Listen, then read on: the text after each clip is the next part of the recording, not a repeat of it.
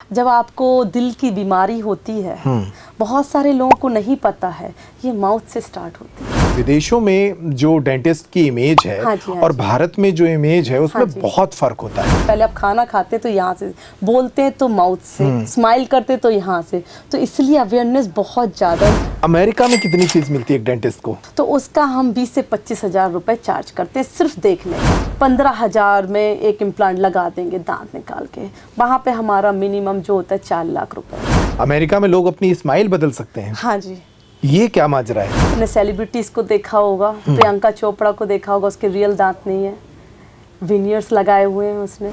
ने भारत की जो चिकित्सा सुविधाएं हाँ जी, देखी हाँ जी। जानी होंगी, हाँ जी, हाँ जी, हाँ जी, हाँ जी। इनमें और अमेरिका की चिकित्सा सुविधाओं में क्या फर्क आप बेसिकली देखते हैं? यहाँ पर क्या होता है, दांत में दर्द है, पेशेंट पहला चीज सोचता में निकलवाना है, बट वहाँ जब तक आप साइन नहीं करेंगे कि मुझे बताया गया कि इस दांत को हम बचा सकते हैं, और फिर भी हम अपनी मर्जी से निकलवाना चाहते हैं, इस दांत को नहीं बचाना चाहते, तब तक हम नहीं करते। और एक स्माइल मेकओवर अगर किसी को कराना हो तो कितना पैसा खर्च करता है वो? अच्छा, 50,000 लाइक 45 लाख इंडियंस। तो वो लिखा रहता है कि टेढ़े मेढ़े दांतों को सीधा किया जाता है। हाँ जी, हाँ जी, हाँ जी। वो क्या है? लाइक इनविजिलाइन क्या होता है, इनविजिबल होता है। आप ट्रे पहनेंगे, दिखेगा नहीं आपने कुछ लगाया, और साथ ही साथ आपके दांत सीधे हो रहे हैं। हाँ जी। हम सामान्य तौर पर अपने दांतों की सुरक्षा कैसे करें? रात में ब्रश जरूर करें।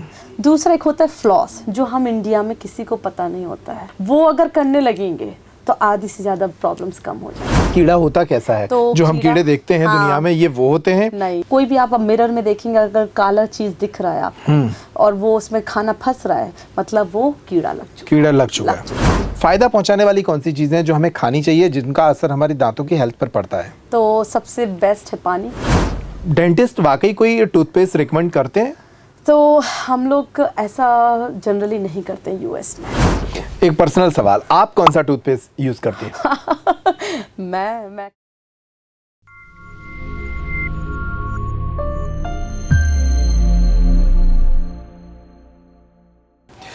क्या आप सोच सकते हैं कि अगर आप थोड़ा सा पैसा खर्च करें तो आपकी स्माइल पूरी तरह से बदल सकती है? आप जैसा मुस्कुराते हैं उससे भी बेहतर मुस्कुराने लगेंगे। दुनिया तेजी से आगे बढ़ रही है और एआई के आ जाने के बाद जो हमारा मेडिकल सेक्टर है वो बहुत नए चीज़ों को लेकर आ रहा है और बहुत सारे बदलाव इस क्षेत्र में हो रहे हैं। इन्हीं सब बदलावों पर बात करने के लिए आज हमारे साथ बहुत खास मेहमान हैं। हमारे साथ अमेरिका में कार्यरत, न सिर्फ कार्यरत बल्कि अमेरिका की 10 सर्वश्रेष्ठ डेंटिस्ट में से एक डॉक्टर भावना गुप्ता मौजूद हैं। भावना गुप्ता हमारे साथ इसलिए हैं क्योंकि वे मध्य प्रदेश के बुंदेलखंड वाले इलाके से आती हैं और लंबे समय से अमेरिका में कार्यरत हैं। ये उनकी सफलता है कि वे आज अमेरिका के 10 अच्छे डेंटिस्ट में से एक हैं और वहाँ पर लंबे समय से अपनी सेवाएं दे रही हैं।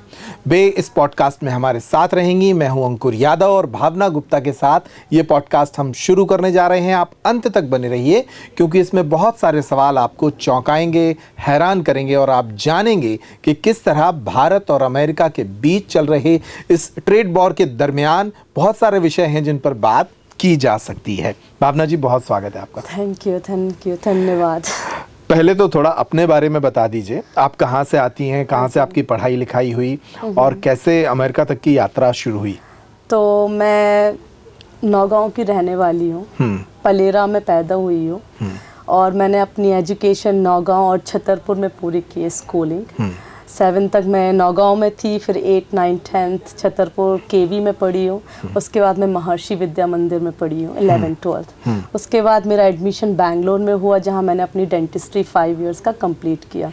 डेंटिस्ट्री करते करते मेरी शादी फिक्स हुई, जिसके शादी के पहले फिर मैं यूएस गई। मैंने अपने एंट्रेंस एग्ज़ाम दिए शादी के पहले, क्योंकि डिसाइडेड था कि करियर में आगे बढ़ना है, क्योंकि यहाँ पर इतना कोटा गई, वहाँ एजुकेशन किया, प्रिपरेशन किया एंट्रेंस का। तो फिर बैंगलोर से मैं शादी करके वहाँ गई। वहाँ मैंने जाते ही साथ अपने सारे एग्ज़ाम क्लियर किए। मुझे एडमिशन मिला मैक्सिको में। मैक्सिको में कॉलेज है जो अमेरिका के लिए वैलिड है, तो वहाँ पर मैं मैक्सिको गई 2.5 साल के लिए शादी के बाद।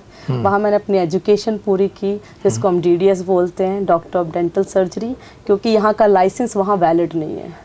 तो वहाँ पे लाइसेंस के लिए पूरी पढ़ाई फिर से करनी पड़ती है और फिर एग्ज़ाम्स कॉलेज होने के बाद भी आपको लाइसेंस नहीं दिया जाता। अच्छा। उसके बाद फिर आपको लाइसेंस के लिए एग्ज़ाम देने पड़ते हैं। ओके। और जिस स्टेट में रहते हैं, हर एक स्टेट का अपना लाइसेंस एग्ज़ाम होता है। और वो भी 2 एग्ज़ाम होते हैं, patient based and theory based. और लॉ एंड एथिक्स का एग्ज़ाम होता है। तो ये सारे एग्ज़ाम क्रॉस करने पड़ते हैं, फिर आपको लाइसेंस दिया जाता है। ओके। और उसके बाद फिर मैं जॉब स्टार्ट की। जैसे ही मुझे लाइसेंस मिला, 3 साल जॉब किया। बट फिर मैं बिजनेस बैकग्राउंड से आई हूँ, मेरे पापा बिजनेसमैन है, तो मेरे अंदर था कि कुछ अपना करना है, मतलब जॉब तो कर ही रही हूँ बट कुछ तो करना है। तो फिर मैंने 3 साल 4 साल पहले अपना फर्स्ट डेंटल क्लिनिक ओपन किया, जो सिलिकॉन वैली में है, जहाँ पर गूगल हेडक्वार्टर, फेसबुक हेडक्वार्टर, सारे लाइक बैंगलोर, सारे सॉफ्टवेयर इंडस्ट्री है वहाँ पर। और अब वहाँ पर पूरा आपके डेंटल क्लिनिक की एक चेन है? चेन। तो अभी मैंने 4 डेंटल ऑफिस वहाँ ओपन कर लिए, ताकि हर एक, वहाँ पर क्या होता है जैसे नौगांव, छतरपुर डिस्ट्रिक्ट में अलग अलग वो आते हैं, काउंटी आते हैं, ऐसी वहाँ पर हैं। तो बे एरिया में बहुत सारे ऐसे काउंटी हैं, बहुत सारे ऐसी सिटीज़ हैं। तो एक 25 माइल्स बोलते हैं, जिसमें आप बोलते हैं 35 किलोमीटर के अंदर में, ऐसे 4 डेंटल ऑफिस मैंने ओपन कर लिए अभी। अरे वाह। हाँ तो एक बड़ा स्टार्टअप है। बड़ा, हाँ जी। तो कितना वक्त गुजर गया ये सब करने में? अमेरिका में कितना समय हो तो गया? अभी मेरी शादी को 12 साल हो गए। जुलाई में ही मेरी शादी को 12 साल हुए हैं। तो 12 साल में 4 साल मेरी एजुकेशन में लग गए वहाँ पर। और 4 साल बाद फिर मैंने अपना जॉब स्टार्ट किया। 3 साल जॉब किया और 4 साल मुझे अभी क्लिनिक्स के लिए रनिंग करते हुए, अभी मैं 5th डेंटल ऑफिस ओपन कर रही हूँ। बहुत अच्छी बात है ये। और मतलब अमेरिका में हमारे मध्य प्रदेश की कोई बेटी इतना बड़ा काम कर रही है तो निश्चित ही ये गौरवपूर्ण बात है। मैं कुछ विदेश यात्राओं में था, तब मैंने वहाँ सुना कि जो विदेशों में जो डेंटिस्ट की इमेज है, हाँ जी, हाँ और जी। भारत में जो इमेज है उसमें हाँ बहुत फर्क होता है। हाँ हमारे यहाँ तो डॉक्टर्स की अगर लिस्ट बनाइए तो वीडीएस लास्ट में लिखते हैं। हाँ जी। लगता है कि ये आखिर के ये डॉक्टर ट्रू है। हाँ, अभी चेंज हो रहा है। हाँ, धीरे धीरे भारत में भी बड़े डेंटल क्लिनिक खुल रहे हैं। हो रहा है। हाँ जी, हाँ जी। लेकिन विदेशों में डेंटिस्ट होना बड़ी बात है, बहुत बड़ी बात। हाँ जी, हाँ जी, हाँ जी। और उनकी अगर हम सिर्फ फीस से ही कंपेयर करें, हाँ जी, तो उनकी बहुत। ओपीडी फीस भारत की ओपीडी फीस से कई गुना ज्यादा कहीं होती गुना है। ज्यादा है। तो ये फर्क क्यों है? वहाँ पर डेंटल अवेयरनेस बहुत ज़्यादा है। ओके। बहुत ज़्यादा है। लाइक हम यहाँ पर क्या करते हैं, मेडिकल 1 ईयर में ब्लड टेस्ट कराते हैं। वहाँ पर एवरी 6 मंथ्स डेंटल चेकअप होता है, जो हर एक पेशेंट फॉलो करता है रिलीजियसली, मतलब उसको एवरी 6 मंथ्स जाना ही है डेंटिस्ट के पास। अच्छा। हाँ, तो ये अवेयरनेस बहुत ज़्यादा है वहाँ पर। लोग बहुत ज़्यादा टेक केयर करते हैं हाइजीन, उनको ओरल हाइजीन सबसे पहले, क्योंकि बॉडी में सबसे पहले आप खाना खाते तो यहाँ से, बोलते हैं तो माउथ से, स्माइल करते तो यहाँ से, तो इसलिए अवेयरनेस बहुत ज़्यादा है उनको है कि मेरी हाइजीन बेटर होनी चाहिए, जब मैं प्रेजेंटेबल लगूँ।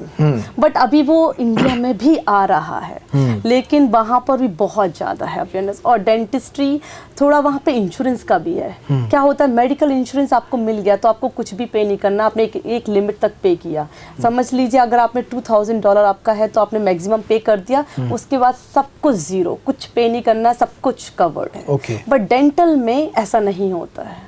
डेंटल में आपको सिर्फ 2000 इंश्योरेंस देगी, और वो 2000 आपका एक दांत में निकल गया, दर्द हुआ और निकल गया, आपका खत्म, फिर सारा आपको अपनी पॉकेट से देना पॉकेट से करना है। इसलिए थोड़ा ज़्यादा ध्यान रखते डिफरेंस हैं है। वहाँ। हाँ, तो डेंटल का इसलिए ज़्यादा सैलरी, ज़्यादा अर्निंग इसलिए। ठीक है, मैं थोड़ा और आसान अपने दर्शकों के लिए हाँ करना जी, चाहता हाँ हूँ। भारत में अगर एक डेंटिस्ट प्रैक्टिस करते हैं तो जस्ट जिसे हम ओपीडी बोलते हैं, हाँ जी, हाँ जी, हाँ जी। जिसमें सिर्फ डॉक्टर एडवाइस करते हैं कि आपको हाँ ये जी, दवा हाँ लेनी जी, चाहिए, हाँ जी। तो भारत में तो मुझे लगता है कि डेंटिस्ट की जो ओपीडी फीस होती है वो 300 रुपए से अधिकतम 2000 रुपए तक होती होगी। हाँ जी, हाँ जी, इससे हाँ जी। ज्यादा तो नहीं होती है। नहीं होती है। अमेरिका में कितनी फीस मिलती है एक डेंटिस्ट को? तो अगर आप ओपीडी बोलें, जिसको हम जनरल चेकअप बोलते हैं, जिसमें हम एक्सरेज लेते हैं, डॉक्टर चेक करता है कि आपको क्या क्या ट्रीटमेंट चाहिए है, तो उसका हम 20 से 25 हजार रुपए चार्ज करते हैं, सिर्फ देखने का। सिर्फ देखने का? हाँ जी। सर्जरीज तो बहुत महंगी होती है। सर्जरीज तो बहुत महंगी होती हैं। हाँ जी। यहाँ पर जैसे हम लोग इम्प्लांट सर्जरीज करते हैं वहाँ पर, तो एक सिंगल दांत आपके दर्द हुआ, वो अब आपको दांत निकलवाना है, जिसको हम दाढ़ बोलते हैं, जैसे मोलर बोलते हैं, अगर वो निकलवाना है, यहाँ पर आपका 15,000 में एक इम्प्लांट लगा देंगे दांत निकाल के। वहाँ पे हमारा मिनिमम जो होता है 4 लाख रुपए होता है। 4 लाख रुपए होता है एक तो दांत भारत का। के लोग जो वहाँ रहते होंगे वो तो भारत आके अपना इलाज करा रहे होंगे। ऐसा पहले था अच्छा। बहुत, हाँ, लेकिन अभी लोगों को जब दर्द होता है ना तो वेट नहीं कर सकते हैं, पहला ये है। दूसरा भी एजुकेशन, अब हमारे सिटी में सारे एजुकेटेड लोग हैं, फेसबुक, गूगल, इसमें सब IITians, NIT, ये सब कॉलेज से पढ़ के गए, फिर वो उतना सोचते नहीं है कि यार इंडिया जाके, अभी ट्रम्प की वजह से और रिस्ट्रिक्शन, लोग इतना ट्रैवल नहीं कर रहे हैं, वीज़ा के मतलब वीज़ा रुक जाएगा, ये हो जाए तो ट्रैवल नहीं कर रहे हैं। तो अभी मेरी सिटी में सोचते हैं, बहुत इंडियंस हैं जो वीज़ा पे हैं और जाते हैं तो वो सिर्फ इमरजेंसी ट्रीटमेंट ही कराते हैं। वो सोचते हैं यार मुझे क्लीनिंग आज तक मैंने नहीं कराई, तब क्यों ज़रूरत है ना, तो क्योंकि उनका वो अंदर से नहीं रहा है। अच्छा, जो पैसा ज़्यादा लग रहा है, हाँ जी, क्या इलाज भी कुछ अलग हटके? अलग हटके। आपने भारत की जो चिकित्सा सुविधाएं देखी जानी होंगी, हाँ जी, हाँ जी, हाँ जी, हाँ। इनमें और अमेरिका की चिकित्सा सुविधाओं में क्या फ़र्क आप बेसिकली देखती हैं? तो हमारे यहाँ पर प्रोटोकॉल फॉलो किए जाते हैं। जैसे आप आते हैं तो आपको सारे फॉर्म्स, मेडिकल हिस्ट्री, एवरीथिंग, फिर आपका जो चेकअप होता है ना उसमें हम डायरेक्ट ओरल चेकअप नहीं करते हैं, हम एक्सरे बेस्ड, उसमें हम लोग ऑलमोस्ट 10 to 12 एक्सरेज लेते हैं जो फुल माउथ चेक करते हैं। फिर एक पूरा पैनो लेते हैं जिसमें अक्कल दाढ़ भी दिखती हैं। फिर उसके बाद डायग्नोसिस होता है, ट्रीटमेंट प्लान होता है।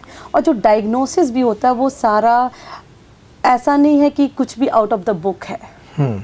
जो भी डायग्नोसिस आपको बताया जाएगा, जो भी ट्रीटमेंट बताया जाएगा, ऐसा नहीं कि आप, यहाँ पर क्या होता है, दांत में दर्द है, पेशेंट पहला चीज़ सोचता हमें निकलवाना है, बट वहाँ हम लोग ऐसे नहीं निकालते। आप बोलेंगे भी, फोर्स भी करेंगे, तब भी हम नहीं निकालेंगे जब तक आप साइन नहीं करेंगे कि मुझे बताया गया कि इस दांत को हम बचा सकते हैं, और फिर भी हम अपनी मर्जी से निकलवाना चाहते हैं, इस दांत को नहीं बचाना चाहते, तब तक हम नहीं करते। ओके। हाँ जी।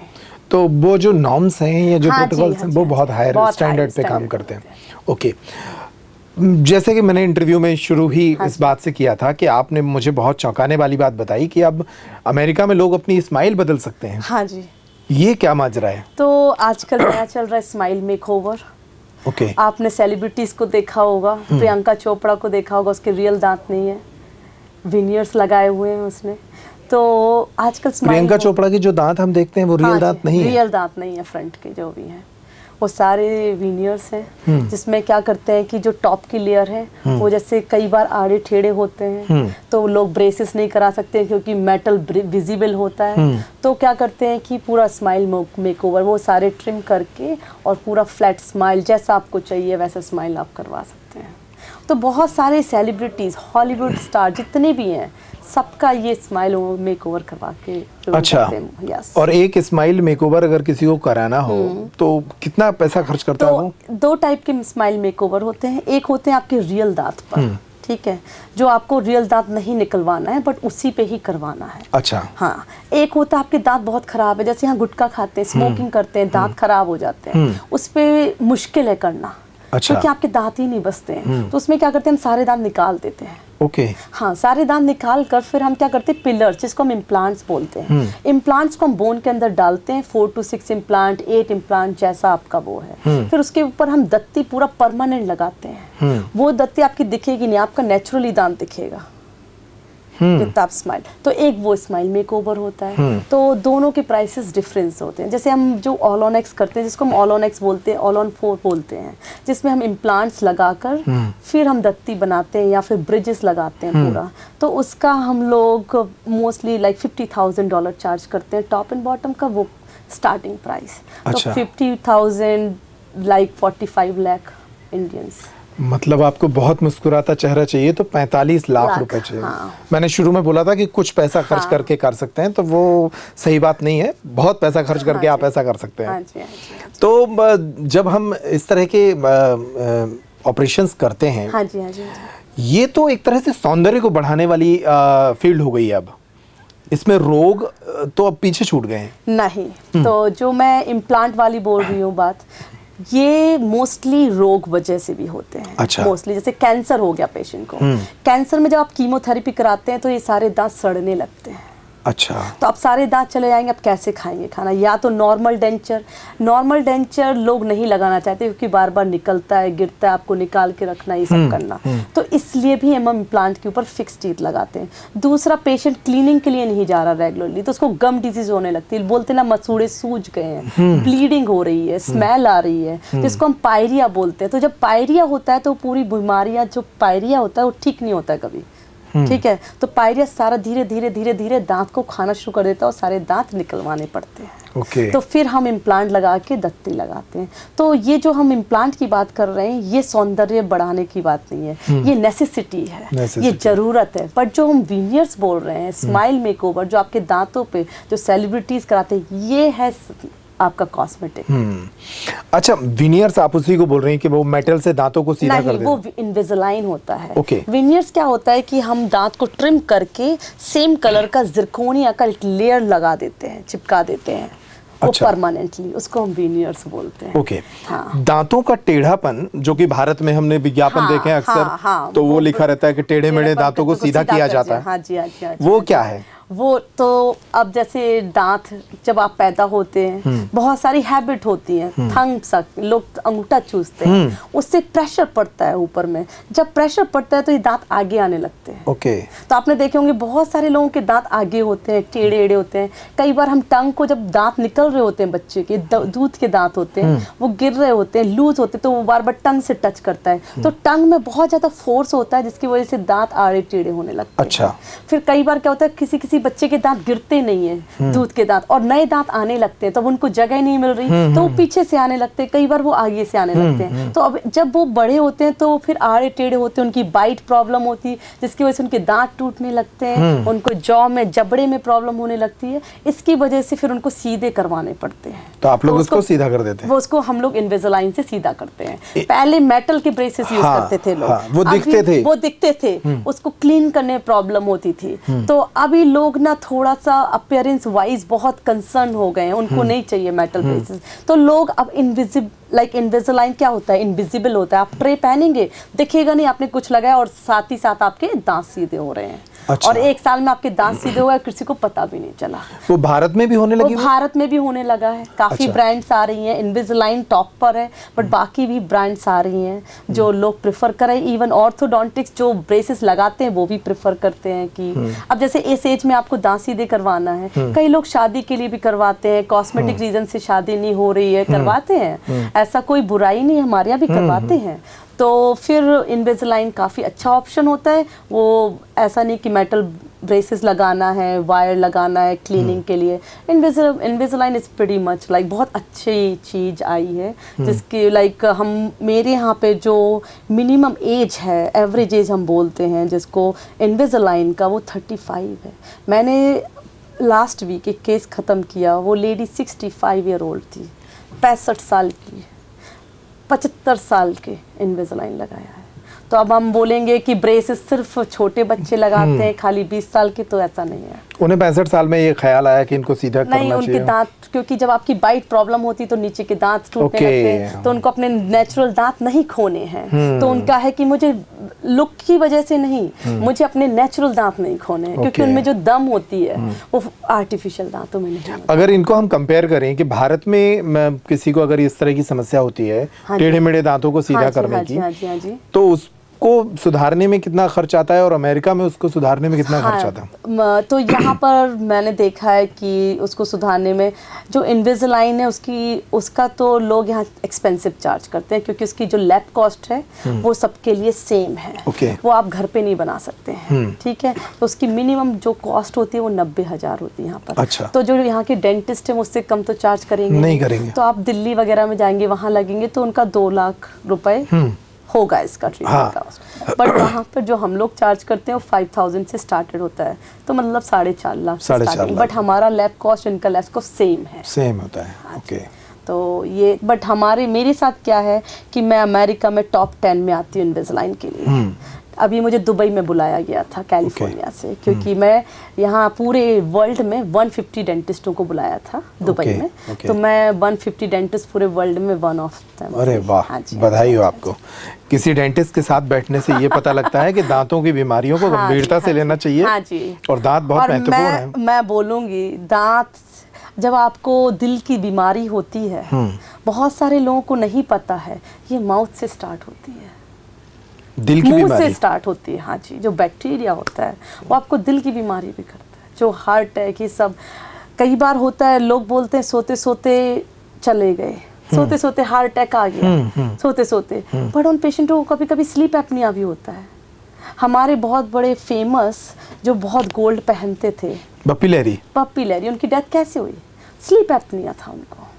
तो यहाँ अवेयरनेस नहीं है। हम लोग स्लीप एपनिया का ट्रीटमेंट करते हैं। हमारे क्या होता है ये स्लीप एपनिया बीमारी? क्या होता है, जब वो आप सांस लेते हैं ना, जब सो रहे होते हो, ठीक है, जो स्नोरिंग होती है ना, हम उसको नॉर्मल बोलते हैं यहाँ पर कि खर्राटे आ रहे हैं, राइट? वो नॉर्मल नहीं है, यहाँ पे नॉर्मल बोलते हैं, पर ये नॉर्मल, इसका रीजन है। क्या रीजन है, इसको थोड़ा डिटेल में बताइए। हाँ जी, तो इसके काफी सारे रीजन होते हैं। कई बार तो नोस्ट्रल्स की वजह से होता है कि आपको नोज की सर्जरी चाहिए है, कभी आपको साइनस की प्रॉब्लम है, उसकी सर्जरी चाहिए, बोलते हैं कि साइनस प्रॉब्लम हो गया इसलिए आ रहे हैं। कई बार क्या होता है, जो आप सांस ले रहे होते हैं तो वो जो स्किन हो, जब वो जो पाथवे होता है ना, वो लूज हो जाता है, तो वो वाइब्रेट करता है, तो उससे वो साउंड नॉइज करता है। जब वो शैगी हो जाता है तो वो नीचे आ जाता है, तो क्या होता है, स्पेस नहीं बचता है। अभी तो स्पेस इतना, जब आप देखेंगे कि 2 होल देखेंगे तो अभी तो स्पेस इतना है, फिर वो धीरे धीरे धीरे कम होने लगता है। तो जिसकी वजह से वो वाइब्रेट होता है, तो वो साउंड क्रिएट करता है, उसको हम स्नोरिंग बोलते हैं, जिसको खर्राटे बोलते हैं। ठीक है। लेकिन तो आपने कहा ट्रीटमेंट, खतरा है इसमें। हाँ, तो कई बार क्या होता है, आपकी टंग बड़ी है, आप सो रहे हैं लेकिन आप सांस नहीं ले पाते हो, 10 सेकंड के लिए आप सांस नहीं ले पा रहे, आप सो रहे हो, आपको पता ही नहीं है, वो बढ़ती जाती है बीमारी। तो वहाँ पर स्लीप एपनिया बहुत ही ज्यादा अवेयरनेस, वहाँ का टेस्ट होता है, मेजर किया जाता है कितना स्पेस बचा है सांस लेने की। हाँ, फिर उसका ट्रीटमेंट किया जाता है। हम लोग लेजर करते हैं, हम लोग टाइट करते हैं, जो लूज हो जाती है ना, हम उसको टाइट करते हैं लेजर से, ताकि वो ओपन हो जाए। तो उससे थोड़ा हेल्प होता है। फिर हम एक्सपांशन करते हैं इनविजिलाइन से, ताकि आपकी टंग के लिए स्पेस रहे। कई बार टंग बहुत बड़ी होती है और आपका मुंह छोटा होता है, तो टंग फॉल हो जाती, तो आप नहीं ले पाते हो। कई बार ये थिक होता है, क्योंकि लोग कई बार बहुत मोटे होते हैं, उनको बहुत कॉमन होता है स्लीप एपनिया, जो बहुत मोटे होते हैं, बहुत कॉमन। आप देखना, खर्राटे सबसे ज्यादा मोटे लोगों को होंगे, सबसे ज्यादा, क्योंकि उनका स्पेस उतना नहीं होता है, इतना प्रॉब्लम होता है सांस। तो हमें खर्राटों को भी गंभीरता से लेना चाहिए। मैं हमेशा बोलूंगी, जब भी आप देख रहे हैं किसी को बहुत ज्यादा खर्राटे, उनका आप टेस्ट कराइए। स्लीप एपनिया टेस्ट होता है, उसका टेस्ट कराइए, उसका ट्रीटमेंट कराइए, क्योंकि ये नॉर्मल चीज नहीं है। हाँ जी। तो ये बताइए आप कि हम जो अब आपने इतने सारे खतरे बता दिए हैं दांतों से जुड़े, हम सामान्य तौर पर अपने दांतों की सुरक्षा कैसे करें? रोजाना दिनचर्या में हम उनका ख्याल कैसे रखें? बहुत अच्छा क्वेश्चन है। जो यहाँ और वहाँ में जो डिफरेंस लोग पूछते हैं कि क्यों इतना डिफरेंस है, वहाँ की हाइजीन और यहाँ की हाइजीन।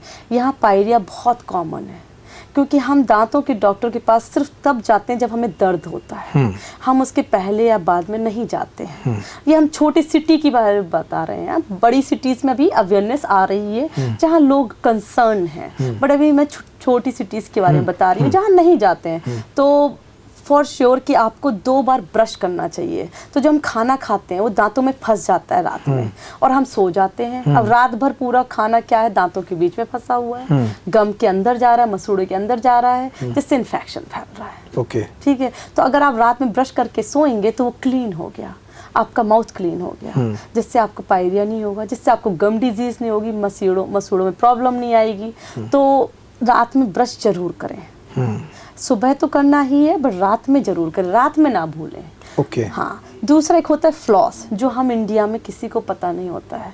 फ्लॉस एक थ्रेड की तरह होता है, जो दांतों के बीच में जाता है और खाने को निकालता है। क्योंकि आप जब ब्रश करते हैं तो आप सीधे ऐसे करते हैं ब्रश, गम के अंदर तो जा नहीं रहा, मसूड़ों के तो अंदर जा नहीं रहा, लेकिन खाना जरूर मसूड़ों के अंदर फंसा हुआ है। वो कैसे क्लीन होगा? तो एक धागा आता है जिसको हम फ्लॉस बोलते हैं, वो दांतों के बीच में जाके और दांतों के शेप में ऐसे खाने को क्लीन करता है।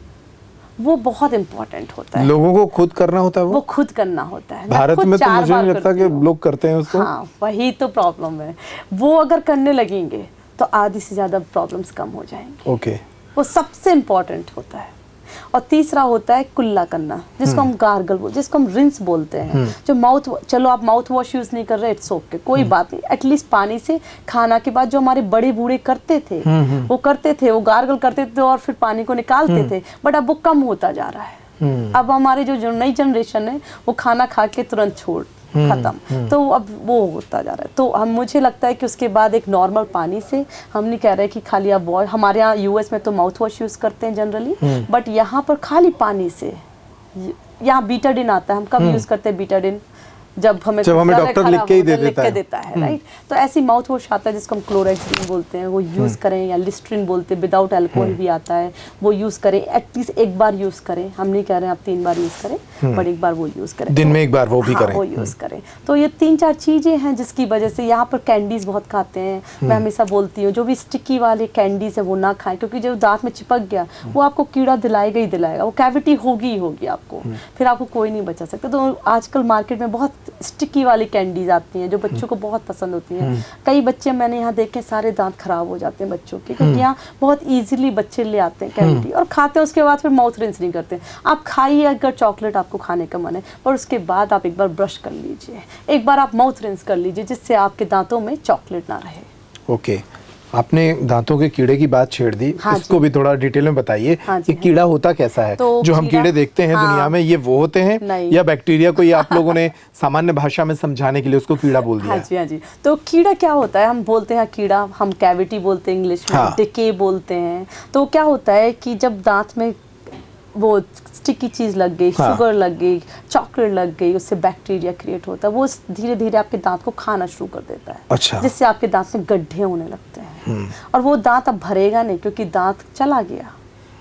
तो इसीलिए वो दांत टूटने लगता है, उसको काला काला दिखेगा आपको। कोई भी आप मिरर में देखेंगे, अगर काला चीज दिख रहा है आपको और वो उसमें खाना फंस रहा है, मतलब वो कीड़ा लग चुका है। उसका उपाय फिर क्या होता है? उपाय होता है कि अगर आप अर्ली एज में चले गए, अर्ली टाइम में चले गए और आपने देखा कि यार खाना फंस रहा है वहां पर, कुछ तो है, तो आप उसको फिलिंग करवा लीजिए। फिलिंग होती है दांत के कलर की, जैसे कंपोजिट की फिलिंग होती है, आप जाके उसको फिलिंग करा लीजिए, उसको बढ़ने मत दीजिए। अगर आपने बढ़ने दिया तो वो क्या होता है, धीरे धीरे नर्व के पास पहुंच जाता है, और जैसे ही नर्व के पास पहुंचेगा आपको दर्द होना, आप सो भी नहीं सकते, फिर इतना दर्द होना शुरू हो जाएगा। और जैसे ही वो नर्व के पास पहुंचा, फिर आपको रूट कैनाल करानी पड़ेगी दांत की। क्यों? क्योंकि नर्व को क्लीन करना पड़ेगा। अब कोई उपाय बचा नहीं फिलिंग का। तो फिर जब रूट कैनाल होगा, यहाँ पर रूट कैनाल करते हैं डॉक्टर, फिर ऊपर से कैप लगा देते हैं, जिसको हम क्राउन बोलते हैं, कैप बोलते हैं, कवर बोलते हैं, फिर वो लगाते हैं रूट कैनाल के बाद। एक मजेदार सवाल मेरे दिमाग में आ रहा है। हम टीवी में जितने भी टूथपेस्ट के ऐड देखते हैं, तो ज्यादातर एड्स में आता है कि डेंटिस्ट का सुझाया हुआ नंबर 1 या फिर डेंटल एसोसिएशन द्वारा प्रमाणित। हाँ जी। डेंटिस्ट वाकई कोई टूथपेस्ट रिकमेंड करते हैं? तो हम लोग ऐसा जनरली नहीं करते हैं यूएस में। इंडिया में हर एक डेंटिस्ट करेगा आपको एक सुझाव है यहाँ पर। हम लोग यूएस में कोई भी टूथपेस्ट आपको नहीं बताएंगे एक्सेप्ट 1 सेंसोडाइन, अगर आपको सेंसिटिविटी है, क्योंकि इसमें थोड़ा सा फ्लोराइड ज़्यादा होता है, बस। और कोई भी ऐसा नहीं है कि आप ये टूथपेस्ट यूज़ कीजिए, ये कभी नहीं। आज तक मैंने कभी कोई टूथपेस्ट नहीं लिखा किसी पेशेंट को। एक पर्सनल सवाल, आप कौन सा टूथपेस्ट यूज करती हैं? मैं कोलगेट यूज करती हूँ। कोलगेट? तो मतलब उसमें कुछ खास बात है? कोई खास बात नहीं है, सारे टूथपेस्ट सेम है, सबका कंटेंट लगभग सेम होता है। अच्छा। हाँ जी। तो इंसान अपनी पसंद का कोई भी टूथपेस्ट यूज कर सकता है। ये सब ब्रांडिंग होती है, सब एडवर्टाइजमेंट होती है, जो दिखाया जाता है कि इससे वाइट हो जाएंगे दांत, इससे ये हो जाएंगे, ऐसा कुछ भी नहीं है। मैं बोलूँ कि आपको जो बेस्ट लगता है, जिससे आप 2 बार टूथपेस्ट यूज कर सकते हैं, वो टूथपेस्ट खरीदें। टूथपेस्ट का रोल क्या है एक्चुअली दांतों के लिए? सिर्फ सफाई के लिए? वो एक उसमें थोड़ा सा ये है कि फ्लोराइड होता है जो एंटी कैरीज एजेंट होता है, जिससे आपको कैविटी नहीं होगी, जो क्लीन करता है। उसमें ऐसे कुछ कंटेंट्स होते हैं जो आपके दांतों के लिए, गम के लिए हेल्दी है, इसलिए टूथपेस्ट यूज किया जाता है। पहले के लोग जैसे नीम का वो यूज करते थे, राइट? मैं उस पे भी आ रहा हूँ अभी।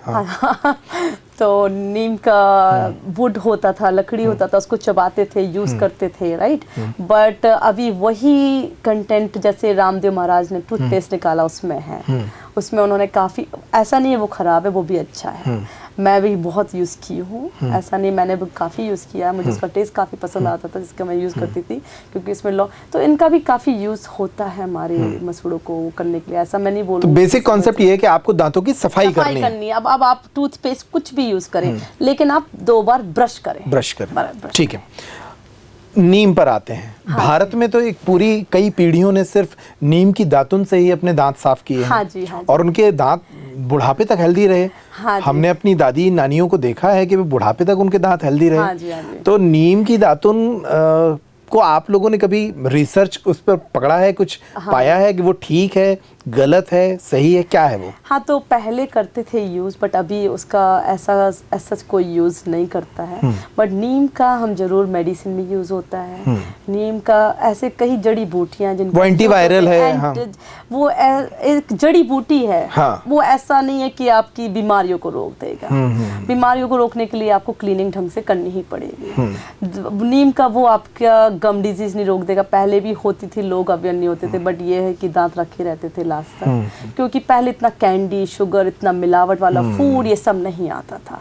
तो हम लोग उसको इनडायरेक्टली ये बोलते थे कि ये हेल्थ अच्छा था, इसलिए उन लोग के था। लेकिन अगर आप अभी यूज करेंगे तो आपको वो रिजल्ट नहीं मिलेगा। हम तो बहुत पुराने समय की बातें जब सुनते हैं, हाँ जी, हाँ जी, लोग कोयला घिस लेते थे दांतों में, या वो सब बकवास है। नुकसान हो सकता है उससे। लोग सोडा यूज कर लेते हैं। हाँ। बेकिंग सोडा, वो सब गलत है, नहीं यूज कीजिए, आपके गम खराब हो जाएंगे बेकिंग सोडा से। मैं एकदम, अगर आप कोकोनट का थोड़ा सा ऑयल लेके ऑयल पुलिंग कर लेंगे, वो अच्छा है आपके लिए, कोकोनट ऑयल अच्छा है। मैं उस पे भी आ रहा हूँ। बहुत सारे अभी जो यूट्यूब पर डॉक्टर उपलब्ध हैं, हाँ जी, हाँ जी, वो बताते हैं कि पीले से पीले दांतों को एकदम सफेद करने के लिए आप नींबू और बेकिंग सोडा को मिलाइए और फिर घिस लीजिए। बिल्कुल मत कीजिए, उससे कोई फायदा नहीं होगा। नहीं, आपके दांत खराब हो जाएंगे, एनामल जाने लगेगा, मत यूज कीजिए। मैं बिल्कुल सजेस्ट नहीं करती हूँ। ओके। हाँ, मतलब उसमें नुकसानदायक क्या है, बेकिंग सोडा है या नींबू है? सोडा बहुत एसिडिक होता है, इसीलिए। हाँ जी। तो जो यूट्यूब पर डॉक्टर जो सलाह देते हैं दांतों को ठीक करने, गलत सलाह दे रहे हैं, उनको नहीं मानना है। नहीं मानना है। आपको सच में टीथ वाइट चाहिए, आप टीथ वाइटनिंग करा लीजिए। ऑफ क्लिनिक जाके, कोई भी डेंटल ऑफिस जाके टीथ वाइटनिंग करा लीजिए। टीथ वाइटनिंग माने हम अपने पीले लाल दांतों को सफेद करा सकते हैं। वो कैसे होता है? वो हम लोग एजेंट यूज करते हैं, हाइड्रोजन पेरोक्साइड, उससे फिर हम लाइट देते हैं, ब्लू लाइट जो होती है उससे। तो हाइड्रोजन पेरोक्साइड क्या करता है, टीथ के जो स्टेन्स हैं, जो बाहरी हैं, अंदर वाले नहीं, बाहरी, अंदर वाले हम लेजर से करते हैं, बट जो बाहरी हैं उसको वो क्लीन, जैसे हमारे जो हम हल्दी खाते हैं उससे दांत येलो होने लगते हैं, राइट। हम जो भी कलरफुल फूड खाते हैं उससे येलो होने लगते हैं, बट जैसे गुटखा खाते हैं उससे ऑरेंज होने लगते हैं, राइट। इन सब को स्टेन्स को हटाने के लिए आप जूम वाइटनिंग होता है, टीथ वाइटनिंग होता है, 1 आवर वाइटनिंग, बहुत सारे टाइप की टीथ वाइटनिंग होते हैं जिसमें हाइड्रोजन पेरोक्साइड सॉल्यूशन होता है जो आपकी हेल्प करता है। तो इसमें एक मतलब कोई केमिकल या कंटेंट डालकर ही साफ करते हैं, या फिर उसकी सफाई? वो केमिकल ही है, जो hydrogen peroxide is kind of chemical ही है जिससे हेल्प करता है टीथ वाइटनिंग में। बट वो आजकल इतना ज़्यादा एडवांस हो गया जिससे आपको सेंसिटिविटी नहीं होती। पहले क्या होता था ना कि हम जब टीथ वाइटनिंग करा के आते थे तो हमें ठंडा पानी गर्म लगने लगता था, ठीक है, सेंसिटिविटी हो जाती थी। बट अब इतना ज़्यादा मॉडिफाई कर दिया कि इतनी सारी टीथ वाइटनिंग वो आने लगी हैं जिससे अब आपके दांत सेंसिटिव नहीं होते हैं और साथ ही साथ आपके दांत भी वाइट हो जाते हैं। मैं ये समझना चाह रहा हूँ कि वो सिर्फ उस केमिकल से धुलाई के बाद हो जाते हैं साफ, या फिर घिसाई भी होती है? जेल होता है वो, हाँ, जेल होता है जो लगा के रखना पड़ता है 40 मिनट ऐसे, 30 मिनट, फिर हम लाइट देते हैं, वो तब रिएक्ट करता है ऐसे। मतलब दांतों की कोई घिसाई नहीं करनी पड़ती है? नहीं, घिसाई होता है, भारत में घिसाई भी होती है उसके लिए। हाँ, लिए? वो क्लीनिंग होती है। हाँ। क्लीनिंग आपको सिर्फ फूड हटाने के लिए होती है। जो फूड होता है वो टाइट होने लगता है, वो पत्थर की तरह बन जाता है जिसको हम कैलकुलस बोलते हैं। उसको हटाने के लिए हमें अल्ट्रासोनिक मशीन यूज करनी पड़ती है जो गम के अंदर बन गया है। अब जब एक्सरे देखेंगे तो उसमें दिखेगा। अब आप क्या होता है, फूड को फ्रिज के बाहर रख दीजिए 1 महीने के लिए, फंगस होने लगेगा, स्मेल आने लगेगा। सेम थिंग लाइक आप फूड जमा हुआ है तो वो धीरे धीरे हार्ड होने लगता है, उसको कैलकुलस बोलते हैं। जो हम अल्ट्रासोनिक मशीन से हटाते हैं वो घिसाई क्लीनिंग जो आप बोल रहे हैं। पर जैसे टीथ वाइटनिंग जो बोल रहे हैं वो टीथ वाइटनिंग अलग चीज होती है। ठीक है, मैं आपसे रैंडम एक स्पेसिफिक सवाल पूछूं कि अगर मैं पूछूं कि दांतों के लिए 5 सबसे खतरनाक चीजें कौन सी हैं जो हमें नहीं खानी चाहिए? नहीं खानी चाहिए? हाँ जी, जिसका सीधा बुरा असर दांत पे पड़ता है। हाँ जी, तो सबसे पहले तो जो हम इंडिया में गुटखा खाते हैं वो बिल्कुल नहीं खाएं। दूसरा, हम स्टिकी कैंडीज जो चॉकलेट हाँ। खाते हैं वो बिल्कुल ना खाएं। तीसरा, हम जो कोक वगैरह पीते हैं उससे भी नुकसान। कोक से सारे दांत आपके जाने लगेंगे, खुलते जाएंगे, छोटे होते जाएंगे, जिसको हम इरोजन बोलते हैं। तो वो ना करें। फिर चौथा, हम जो ब्रश करते हैं यहाँ पर मैनुअल ब्रश करते हैं वो यूज़ ना करें, इलेक्ट्रिक टूथब्रश यूज़ करें। इसको समझा दीजिए। मैनुअल तो हम सब घरों में वही करते हैं, हम जो हाथ से करते हैं। हाँ। अब हमें पता नहीं कितना प्रेशर लगाना है, हम तो सिर्फ घिसते हैं। अब वो ब्रश कितना घिस रहा है, कितने मिनट घिस रहा है, हमें कोई आइडिया नहीं होता है। इलेक्ट्रिक टूथब्रश में प्रेशर, मिनट, टाइम कितना करना वो सब सेट होता है। तो देवी जी वो तो भारत में उपलब्ध नहीं है अभी आ रहा है, हर जगह आ रहा है। अभी बहुत सारी कंपनीज आ रही हैं जो इलेक्ट्रिक टूथब्रश प्रोवाइड कर रही हैं। हाँ जी।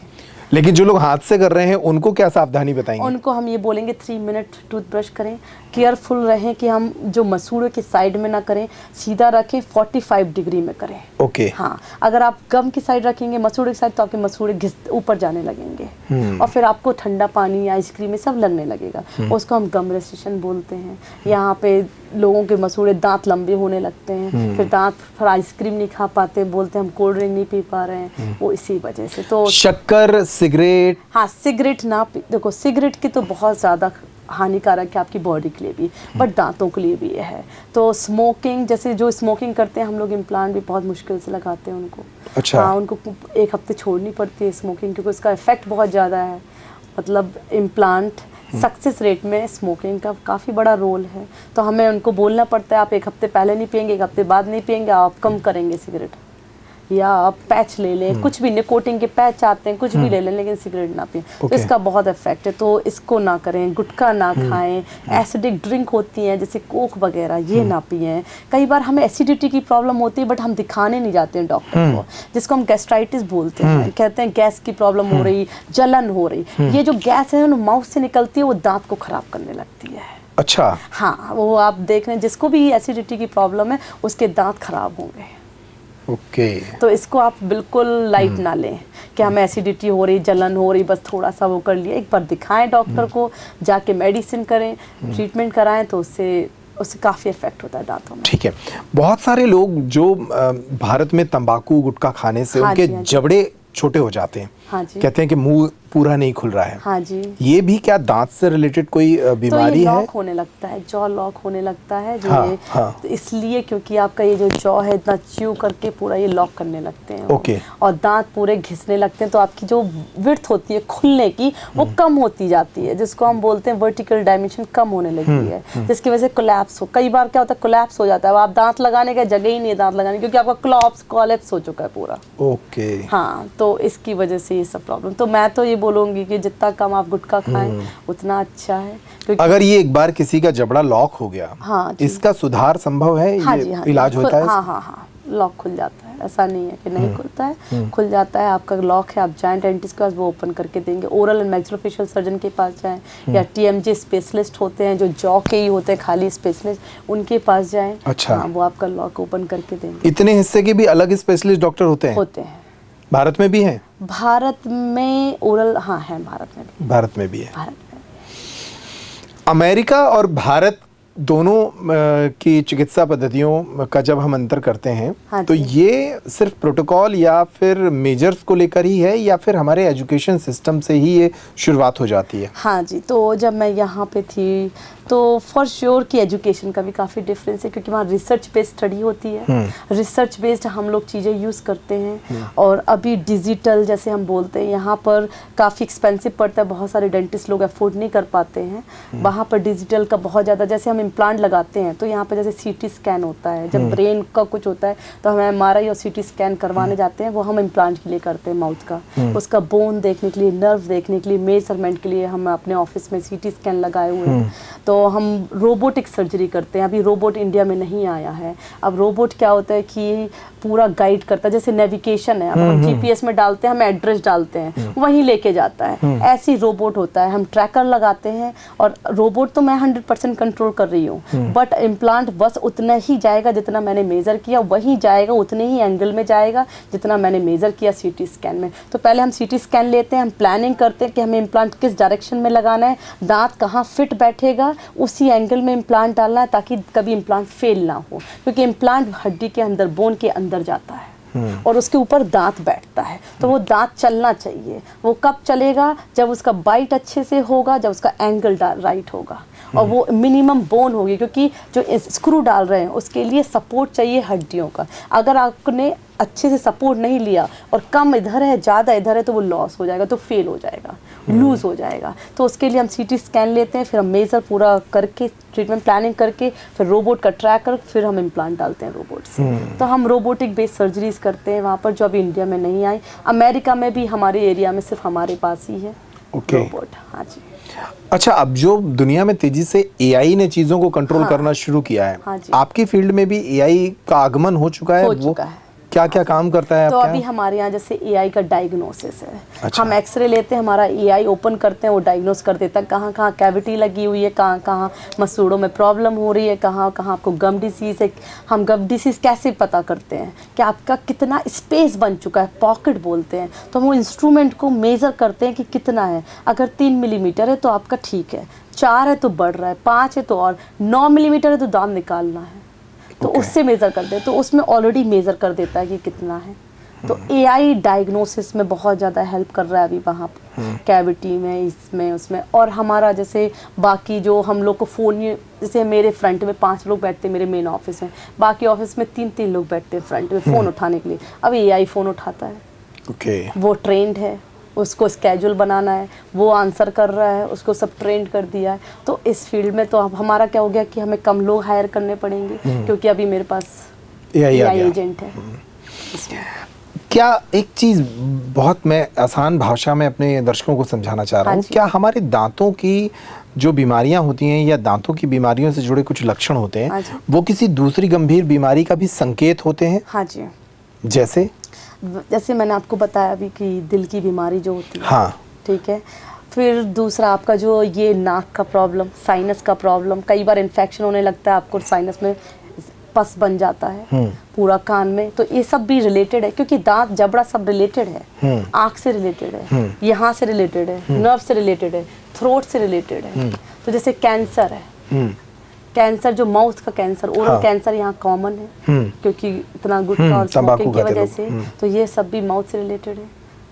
कई बार गांठ बन जाती हैं सलाइवा की वजह से, वो भी सब उसी से रिलेटेड है। तो ये सब धीरे धीरे फिर कैंसर क्या करता है, पूरी बॉडी को खाने लगता है। तो कभी भी आपको लग रहा है कोई फुंसी जैसी हो गई है मुंह में, दिखाइए उसको लाइट मत लें, मतलब उसका अर्ली डायग्नोसिस हो जाएगा तो बहुत अच्छा होगा। कोई भी आपको लग रहा है कि माउथ में कुछ अलग सा कुछ दिख रहा है या कुछ है, जाके दिखाइए। किसी व्यक्ति के अर्ली एज में कई बार ऐसा हम देखते हैं कि उसके दांत कमजोर होने लगते हैं या गिरने लगते हैं, ये किस बात का संकेत है? तो ये अर्ली एज में दांत गिरने लगे, या तो हेरिडिटी भी प्रॉब्लम होती है कि आपकी हेरिडिटी कैसी क्या प्रॉब्लम रही है, आपके जो बड़े बूढ़े हैं उनके दांत कैसे रहे हैं, ये भी एक फैक्टर होता है। दूसरा आपको शुगर की बीमारी जो होती है वो दांत को बहुत जल्दी लूज करती है, क्योंकि हमारे गम जो हमारे मसूड़े हैं वो वीक होने लगते हैं, तो दांत लूज होने लगते हैं। तो एक शुगर की बीमारी जो है वो भी दांत में बहुत अफेक्ट करती है, अगर किसी को शुगर की बीमारी है। तीसरा आप जो बोल रहे गुटखा अर्ली एज में खाना शुरू कर दिया। चौथा जो आप ब्रश ही नहीं करते, यहाँ पर लोग 1 दिन भूल गए, 2 दिन भूल गए, नहीं देते हैं, तो उससे क्या होता है कि मसूड़ों की प्रॉब्लम, जब आपकी मसूड़ों की प्रॉब्लम शुरू होगी तो जो दांत का स्ट्रक्चर है वो है क्या, फाउंडेशन कहाँ है, हड्डी, मसूड़ा। अब आपने मसूड़ों में प्रॉब्लम हुई तो वो किसको अफेक्ट करेगा, हड्डी को। तो अब हड्डी नीचे जाने लगेगी तो दांत हवा में हिलना शुरू हो जाएगा, तो वो गिरना शुरू हो जाएंगे। चाय कॉफी का क्या रिलेशन है दांतों के साथ, वो नुकसान नहीं? तो चाय कॉफ़ी जब भी आप पिएं उसको या तो स्ट्रॉ यूज़ करें या डायरेक्टली पिएं। कई बार लोग चाय पीने के बाद हमारे यहाँ बोलते हैं कि पानी से कुल्ला ना करें, पिए नहीं, ये हो जाएगा दांत कमज़ोर। बट मैं बोलती हूँ जब भी आप चाय कॉफ़ी पिएं तुरंत रिंस करें, क्योंकि वो आपके दांतों को पीला करना शुरू कर देगा, स्टेन लगना शुरू हो जाएंगे। हमारे जितने भी इंडियन पेशेंट हैं, most of the Indian patient को बहुत स्टेन होता है और क्लीनिंग करने में बहुत प्रॉब्लम होती है, क्योंकि वो कॉफ़ी चाय इतना पीते हैं उसके बाद फिर रिंस नहीं करते हैं। तो चाय पीने के बाद कुल्ला कर सकते हैं? करना ही है, ताकि दांत चमकदार बने रहे। एक सवाल, मेरा ही मासूम सवाल है। हाँ जी, हाँ जी। लोग कहते हैं कि अभी तुम्हारी अक्ल डांड नहीं निकली है। ये अक्ल डांड क्या होती है और ये कब निकलती है और इसका बुद्धि से क्या रिश्ता हो गया? देखो अक्कल दाढ़ी बहुत अच्छा क्वेश्चन है। यहाँ पे लोग बोलते हैं अक्कल दाढ़, जहाँ जिसको हम लोग विस्डम टीथ बोलते हैं यूएस में।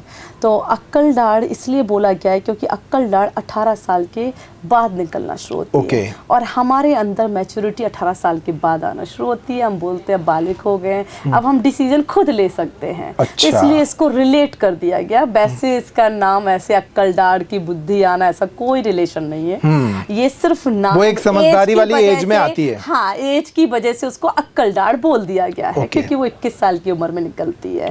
और यहाँ पर बोलते हैं कि उसको निकलवा देंगे तो ये हो जाएगा, वो ऐसा कुछ भी नहीं है। अगर आपको लगता है अक्कल दाढ़ आपको प्रॉब्लम कर रही है, आप तुरंत उसको जाके निकलवाइए, क्योंकि अक्कल दाढ़ के बाजू में जो दांत है उसको आप यूज़ कर रहे हैं रोज़ खाना खाने में। अगर अक्कल दाढ़ आप नहीं निकलवा रहे हैं और उससे खाना फंस रहा है तो वो दूसरा दांत खराब करना शुरू कर देगी। तो इसीलिए अक्कल दाढ़ निकलवाना जरूरी है। अगर जब तो अक्कल दाढ़ 18 साल के बाद आती है और ये लाइफ लॉन्ग रहती है। ये लाइफ लॉन्ग रहती है अगर सही पोजीशन में है, ऊपर नीचे का अक्कल दाढ़ सही पोजीशन में, आप उसको क्लीन रखिए, निकलवाने की बिल्कुल ज़रूरत नहीं है। लेकिन अगर आपके जबड़े में जगह नहीं बची है और अक्कल दाढ़ किसी भी डायरेक्शन में आ रही है तो वो फिर परेशान करना आपको शुरू कर देगी। ठीक है, एक सवाल और। भारत में कहा जाता है मुहावरे के तौर पर कि एक चांटे में तुम्हारे 32 दांत गिरा देंगे। क्या हमारे 32 दांत होते हैं? 32 होते हैं। महिलाओं के, पुरुषों के, सबके 32 दांत होते हैं। बच्चों के 20 होते हैं क्योंकि वो दूध वाले दांत होते हैं, बट जो बड़े लोगों के वो 32 दांत होते हैं अक्कल दाढ़ को मिलाकर। तो ये 32 दांत किस उम्र तक पूरे हो जाते हैं? क्योंकि बचपन में तो कम होते हैं। हो जाते हैं। अच्छा, हाँ जी। जब 21 साल तक हम आते हैं अक्कल दाढ़ आ जाएगी, उसके बाद 32 आपके पूरे हो जाएंगे। चलिए, ये छोटे छोटे सवाल जो लोगों को समझ में आ जाएं। हाँ जी, हाँ जी। बहुत सारी चीज़ें हैं जो भारत और अमेरिका के आपके पेशे से हमें समझने को मिल रही हैं। हाँ जी। फर्क क्या है मेडिकल फील्ड को लेकर भी? आपको मैं दांतों के बाहर बात कर रहा हूँ कि जो भारत का जो चिकित्सा जगत है और अमेरिका का जो चिकित्सा जगत है उसमें क्या फ़र्क है? महंगा तो है, ये तो आपने बता दिया। सही, हाँ जी। और किस किस लेवल पे आप फ़र्क देखती हैं? तो ऐसा नहीं है कि मेडिकल इंडिया का पीछे है। मैं बोलूँगी कि वहाँ पर 37% डॉक्टर और डेंटिस्ट इंडियंस हैं। तो ऐसा नहीं है कि हम लोग एजुकेशन में पीछे, हम लोग बहुत आगे हैं एजुकेशन में। हाँ, वहाँ का जो सॉफ्टवेयर इंडस्ट्री है वो कौन चला रहा है? Indian and Chinese. आपको बहुत कम अमेरिकन दिखेंगे वहाँ पर। जो मेडिकल है वो भी इंडियंस बहुत हैं। तो हमारा एजुकेशन बहुत स्ट्रॉन्ग है, बहुत स्ट्रॉन्ग है। बट फ़र्क सिर्फ इतना है कि यहाँ पर लाइबिलिटी नहीं है। जैसे कल के दिन कुछ भी होता है पेशेंट को तो कोई भी यहाँ पर लाइबल नहीं, कोई क्वेश्चन उठाने वाला नहीं। इसके कारण थोड़ा लापरवाह हो जाते हैं डॉक्टर्स। हाँ, बट वहाँ पर क्या है, लाइबिलिटी का बहुत बड़ा इशू होता है। तो बहुत जनरली वहाँ पे बहुत जल्दी दवाइयाँ नहीं देते हैं आपको लिख के। बहुत जल्दी आपको एंटीबायोटिक देंगे, आप जाएंगे आप बोलेंगे गला खराब है, वो आपको एंटीबायोटिक नहीं लिखेंगे। जब तक आपका बैक्टीरियल टेस्ट नहीं होगा उसमें निकलेगा नहीं कि आपको एंटीबायोटिक की ज़रूरत है या नहीं है। अगर आपको वायरल फीवर है तो वो एंटीबायोटिक नहीं देंगे क्योंकि वो काम नहीं करेगी। बट यहाँ पे वायरल में एंटीबायोटिक देते हैं। हमारे यहाँ तो थैला भरते हैं डॉक्टर पूरा। तो ये डिफरेंस है। वहाँ बच्चों को दवाइयाँ जल्दी नहीं देते हैं ताकि इम्यूनिटी स्ट्रांग रहे बच्चों की। और कई, मैं बोलूँ कई मात्रा तक सही भी है कि आपकी बॉडी स्ट्रांग रहनी चाहिए, दवाइयों पे डिपेंडेंट नहीं रहनी चाहिए। बट कई बार ज़रूरत भी है तब भी नहीं देते हैं, वो गलत भी है। तो इंडिया का जो मेडिकल सिस्टम है वो अर्ली डिजीज़ में जैसे हम गए वो ठीक कर देगा, वो बहुत अच्छा है। लेकिन जब आप एक लिमिट पे पहुंच जाते हो, एक आपको ट्रीटमेंट चाहिए, जैसे बहुत सारे लोग कैंसर का ट्रीटमेंट यूएस जाते हैं क्योंकि वहाँ रिसर्च बेस्ड है। वहाँ पर बट एक्सपेंसिव है, बट ये सब चीज़ों में केयर बहुत ज़्यादा है। जैसे कोई भी बेबी डिलीवर कर रहा है तो बहुत जल्दी सी सेक्शन नहीं करेंगे जब तक आपने 40 घंटे तक पेन हो रहा है और नहीं हुआ और लग रहा है कि सच में सी सेक्शन की ज़रूरत है तब ही करेंगे। और यहाँ पर क्या होता है कि आधे घंटे में आपका सी सेक्शन कर देते हैं। तो वहाँ पर इन सब चीज़ों को बहुत बड़ा माना जाता है।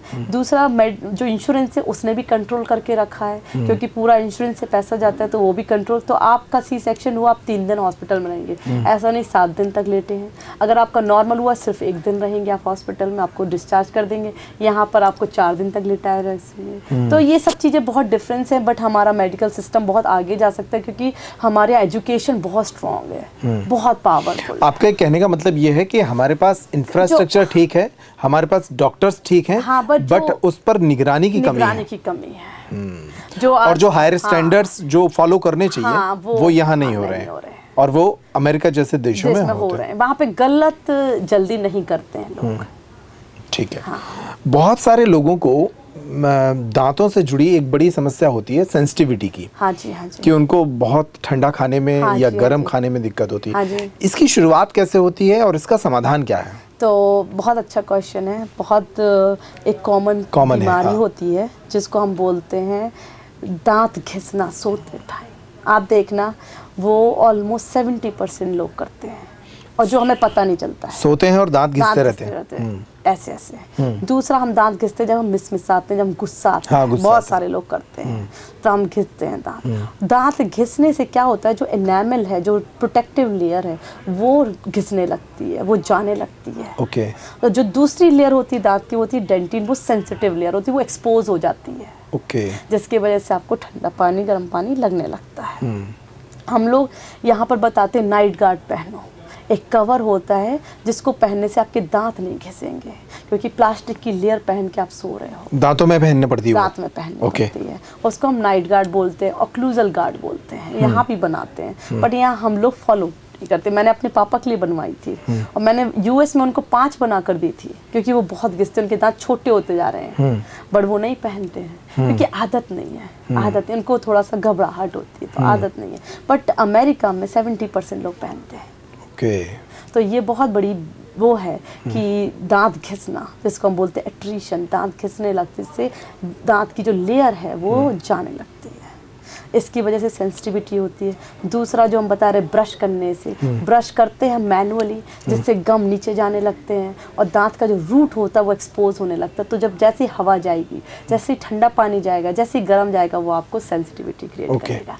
अब उपाय क्या है इसका? तो उपाय क्या है, एक तो आप नाइट गार्ड पहने जिससे आप दांत नहीं घिसेंगे। ठीक है। डॉक्टर को दिखाएं, क्योंकि कई बार एंजाइटी में भी दांत घिसते हैं लोग। जिनको स्ट्रेस होता है वो भी दांत घिसते हैं, किसी किसी को हैबिट होती है वो भी दांत घिसते हैं। तो आप जाएं डेंटिस्ट के पास, वो आपको ऑक्लूजल गार्ड, नाइट गार्ड बना के देंगे जिससे आपके दांत प्रोटेक्ट रहेंगे। ओके। लेकिन जो बेसिक रीजन आपने बताया वो ये है कि आपका एनिमल घिस जाता है, जो आपका कवच है, जो कवच है वो जाने लगता है, जिसकी वजह से आपको ठंडा। अब वो किस वजह से जा रहा है, रीजन बहुत सारे हो सकते हैं और उसका हमें इलाज ले लेना चाहिए। अच्छा, एक बार अगर ये कवच घिस जाए फिर वो नहीं आता है, उसका कोई मेडिकल एडवांटेज भी नहीं मिल सकता? तो उसका यही है कि आप या तो क्राउन लगवाएं या विनियर्स लगवाएं या फिलिंग कराएं, ताकि वो एक्सपोज ना रहे, ओपन ना रहे। ओके। बाकी वो दोबारा कृत्रिम तरीके से हम नहीं लगा सकते? नहीं लगा सकते, अभी आ नहीं सकता, वो कभी ग्रो नहीं करता है। ओके। हाँ जी। एनिमल हटने के या घिस जाने के कॉमन तरीके, सबसे ज्यादा कॉमन तरीके क्या है? एक तो आपने बताया कि दांत घिसने से जाता है। हाँ, एक इसके अलावा दूसरा बाइट। आपका जैसे आड़े टेढ़े दांत हैं, आप जब भी बाइट कर रहे हैं उस दांत को हिट कर रहे हैं। जैसे आप हिट कर रहे हैं, एक तो आपकी क्रैक्स आ रहे हैं दांतों में, फ्रैक्चर्स आ रहे हैं, ऊपर से दांत चिप होते जा रहे हैं, क्योंकि जो ऊपर का रहता है वो सॉफ्ट, वो पतला रहता है, जिससे वो घिसने लगता है। ठीक है। अगर मैं आपसे ये पूछूं कि दांतों को स्वस्थ रखने के लिए खाने पीने में हमें कौन सी चीजें फायदा पहुंचा सकती हैं? हाँ जी। अभी आपने नुकसान बताए थे कि इन चीजों से नुकसान हो। हाँ जी। फायदा पहुंचाने वाली कौन सी चीजें हैं जो हमें खानी चाहिए, जिनका असर हमारी दांतों की हेल्थ पर पड़ता है? तो सबसे बेस्ट है पानी, पानी पीना। सफाई करिए और पानी पीजिए। पानी पीजिए सबसे। फिर एप्पल, कैरेट, ये सब बहुत हेल्दी हैं। अच्छा। आप इनको खाइए। कभी कभी कैल्शियम की कमी होने लगती है, विटामिन डी की कमी होने लगती है, तो आप विटामिन डी चेक कराएं, अपना कैल्शियम चेक कराएं। कई बार विटामिन डी की वजह से हड्डियाँ कमज़ोर होने लगती हैं, हम लोग नहीं चेक कराते। इंडियंस में सबसे ज़्यादा इंडियंस में ही विटामिन डी कम होता है, क्योंकि हम धूप में जाने से डरते हैं। हम नहीं जाते उतना धूप में, तो विटामिन डी कमी होती है। तो उसकी वजह से भी तो एक बार चेक कराएं जब भी आपको लग रहा है। लेकिन जितने भी फ्रूट्स हैं जो स्वीट नहीं है उनको खाएं। अच्छा, जो स्वीट नहीं है उनको खाना चाहिए? खाना चाहिए, वो दांतों के लिए हेल्दी ज़्यादा है। और स्वीट वाले थोड़ा नुकसानदायक है। हाँ, तो कोई भी फाइबर फूड होता है ना, जैसे फाइबर फ्रूट होता है, कोई भी सेलरी, जो भी जो स्वीट नहीं है, ककड़ी हो गया, हाँ, जैसे कुकुम्बर हो गया, जो भी फाइबर वाले हैं वो बहुत हेल्दी है आपके दांतों के लिए। ओके। भारत, आप काफी दिनों से अमेरिका में हैं। हाँ जी, हाँ जी। अमेरिका के बारे में कुछ बताइए। आपके हस्बैंड तो गूगल में, हाँ, वो गूगल में रहे। हाँ जी, हाँ जी, हाँ जी। तो और आपका जो क्लिनिक है वो भी सिलिकॉन वैली में है? हाँ जी, सिलिकॉन वैली में है, और हम लोग सनीवेल में रहते हैं, जहाँ पर गूगल का हेडक्वार्टर है। तो आप गई गूगल हेडक्वार्टर में? हम लोग जाते हैं, लंच करने जाते हैं। हमारे फ्रेंड्स हैं काफ़ी जो गूगल में जॉब करते हैं, कैसा है गूगल का ऑफिस? गूगल का ऑफिस बहुत ही शानदार है, बहुत ही अच्छा है, और वो फूड भी प्रोवाइड करते हैं। उनके काफ़ी डिफरेंट रेस्टोरेंट्स होते हैं, चाइनीज़ फूड, इंडियन फूड, हर kind of food, like salad, different salad bar होते हैं। तो वो इतना अच्छा प्रोवाइड करते हैं कि उनके एम्प्लॉयज़ को बाहर जाके टाइम वेस्ट करके खाना खा के इससे अच्छा है कि वो वहीं प्रोवाइड करें, जिससे उनका टाइम सेविंग हो।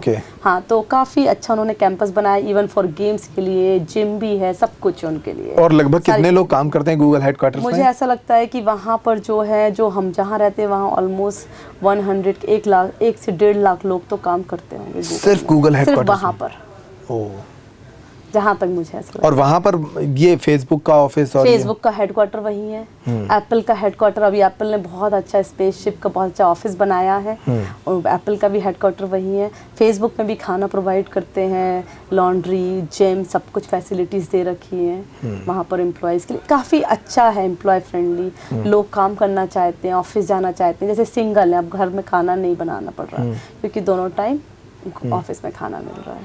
आप क्या वजह देखती हैं कि भारत के बहुत सारे युवा, आपने कहा कि 37% डॉक्टर्स अमेरिका में इंडियंस हैं? हाँ जी। क्या वजह है कि हमारा जो ब्रेन ड्रेन हो रहा है, इतने सारे लोग हाँ जी, जो स्किल्ड हैं, हाँ लेकिन वो अपने देश में ना काम करके दुनिया के दूसरे मुल्कों में काम कर रहे हैं? क्या वजह देखती हैं इसकी? सिर्फ पैसा कमाना वजह है? नहीं, पैसा कमाना नहीं, सिस्टम बहुत सारे अच्छे एजुकेटेड लोग हैं जो आगे बढ़ना चाहते बट नहीं बढ़ पा रहे हैं। जो बहुत सारे लोग हैं जिनकी पहुंच है, जिनका पॉलिटिकल सपोर्ट है, वो आगे बढ़े जा रहे हैं। बहुत सारे लोग हैं जिनका वैल्यू नहीं कर रहे हैं, जो हमारे यहाँ बहुत अच्छी रिसर्च है जिनका नहीं वैल्यू कर पाते बट बाकी लोगों का कर रहे हैं। वहाँ पर ऐसा नहीं है, वहाँ पर सभी बराबर हैं। आप मेहनत कर रहे हैं, आप ऊपर जाएंगे। तो ये इक्वालिटी वहाँ पर।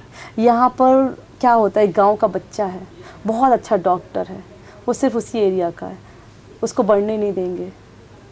तो ये चीज़ बहुत है यहाँ पर। दूसरा है सैलरी, जैसे एक बहुत अच्छा डॉक्टर, उसको सबका सैलरी भी देना चाहिए कि उसको गलत का भी काम करना ही ना पड़े। तो ये चीज़ें हैं जो अब धीरे धीरे सुधार आ रहा है, धीरे धीरे बहुत सारे हॉस्पिटल्स बन रहे हैं, बहुत अच्छी चीज़ है, जिसकी वजह से अमेरिका में हम लोग सभी बराबर हैं, सभी एक दूसरे का रिस्पेक्ट करते हैं। यहाँ पे कोई बड़ा छोटा नहीं वहाँ पर।